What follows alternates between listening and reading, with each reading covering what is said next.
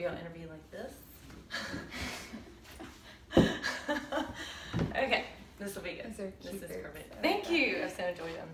Okay, Shannon, it's so nice to meet you. It's so nice to meet you too. I want to just welcome you here to my home, and I also want to just find a little bit more about you so that people can know a little bit more about what you do in your practice on a daily basis. If you'll tell me just a little bit more about who you are, what you do on a daily basis. Sure. So I'm Shannon Hancock, and basically I do yoga for a living. I teach yoga. I teach other people how to teach yoga through my teacher training program, Vulcan Yoga Teacher Training, with my business partner, Natalie. And I teach a lot. I practice a lot for myself as well to keep me sane.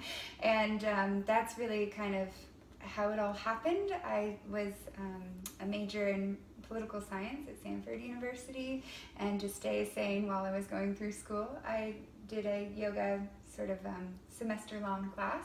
Awesome. And really enjoyed it. And by the end of that, my teacher, Dolly Bryce at Stanford, was like, hey, you should do a teacher training program. And I wasn't ready, so I waited. And then after I was working in nonprofits for a while, I realized I needed to go back to basics and figure out how I really wanted to help people. And the yoga ended up being the answer for that for me. That's awesome. So organically, it really happened for you, yes. Correct? Yes. It was just sort of one class, one breath at a time, and one thing led to another. And then eventually I found myself quitting my real job and taking the plunge of kind of owning my own business and being an independent contractor out of a lot of studios, country clubs. Birmingham Southern College is one of the places I love teaching. And then it kind of came back around full circle when AIDS Alabama and I worked together to get me teaching a yoga class in the recovery center. LiveCap, Living in Balance, is their program for people who have both HIV and AIDS, but also are dealing with an addiction. Awesome. And recovering from that. And so I take yoga into that situation too, which just allows me to do a lot of different things each day in a lot of different places, meet a lot of different people, and still feel really good about the impact I'm making on Birmingham and the surrounding area. Right.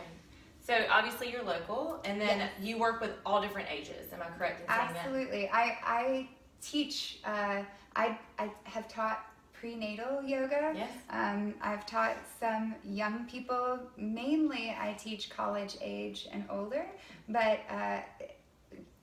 older children, you just have to be a little bit more careful about how you teach them because they are so flexible and they can be really competitive. Right.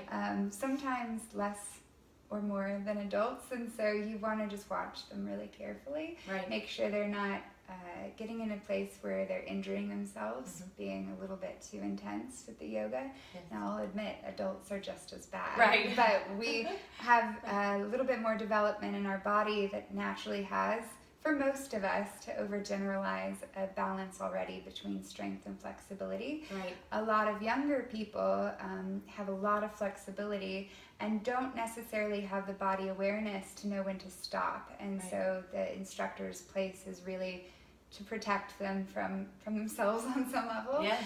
And make sure that they're understanding the point of yoga is to listen to your body first and foremost. Right. One of my teachers, Akasha, always says that we should all be able to smile and breathe throughout class, or one of us is trying too hard. Yes, yes. And so I take that really seriously, just like a lot of the things that he says, and try to teach in that way of making it enjoyable and accessible for everybody at every point in life. Right.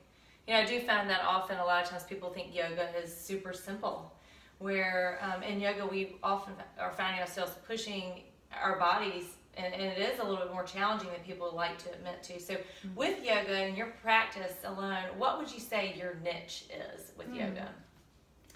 Really making it accessible. I was on the board of a wonderful nonprofit called Sweet Home Alabama for 3 years, and the whole mission of that nonprofit is to take yoga into places and to people that wouldn't normally have access.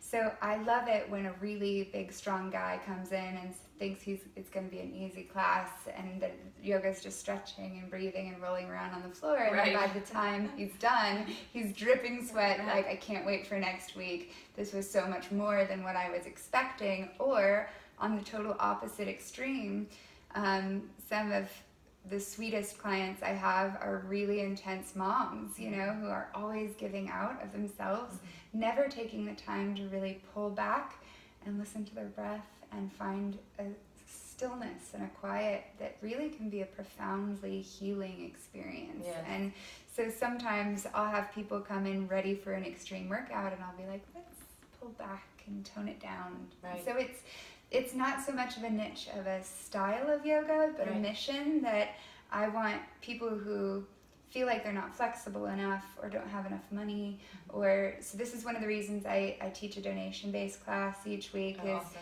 So that anyone can come, pay what you can when you can. Yes. And that's what resonated with me on the app as well, is just this idea that let's take yoga beyond this sort of mentality of it's all a bunch of rich white girls stretching in yoga pants from Lululemon. Let's broaden the definition, because really you and I would never have been allowed to do yoga until relatively recently, right? It was designed for young, very flexible men, and it was really considered so sacred that we couldn't participate. So now the pendulum is swinging in the opposite direction, and everyone thinks it's just for us.